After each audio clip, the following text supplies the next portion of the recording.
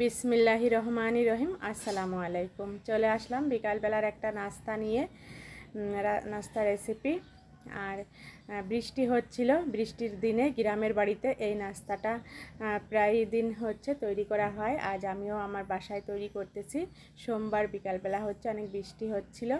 আমি হচ্ছে এখানে ডাল চাল হচ্ছে ভিজিয়ে রেখে দিয়েছিলাম, সেটা পেস্ট করে নিয়েছি। আর এখানে কাঁচামরিচ, আদা রসুন জিরা পেস্ট করেছি, পেঁয়াজ কুচি করেছি, দিয়েছি হচ্ছে স্বাদ মতো লবণ আর হলুদ, আর একটু সামান্য মরিচের পাউডার দিব কালারের জন্য। আর এখন হচ্ছে এটাকে খুব ভালোভাবে মেখে নিব। আর চালের পরিমাণটা আমি খুব কম দিয়েছি, ডালের পরিমাণটা একটু বেশি দিয়েছি। চালটা দিলে হচ্ছে এটা খুব ক্রিস্পি হবে খেতে। এখন খুব ভালোভাবে মাখিয়ে নিচ্ছি। আর এইটা হচ্ছে ডালের বড়াটা হচ্ছে গরম ভাতের সঙ্গে খেতেও বেশ ভালো লাগে এবং হচ্ছে এমনিতেও খেতে বেশ ভালো লাগে। আর খুব সহজেই তৈরি করে ফেলা যায়।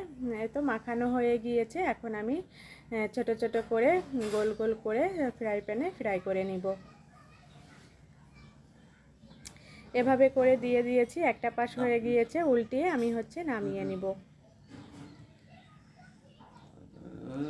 মাশাআল্লাহ, খুবই সুন্দর হয়েছে ডালের বড়াগুলা। আর খুব সুন্দর একটা কালার এসেছে। নামিয়ে নিয়েছি, আর খুব সুন্দর ক্রিস্পি হয়েছে, খেতেও আলহামদুলিল্লাহ অনেক টেস্টি হয়েছিল। আর বৃষ্টির দিনে এরকম খাবার খেতে কিন্তু ভীষণ ভালো লাগে।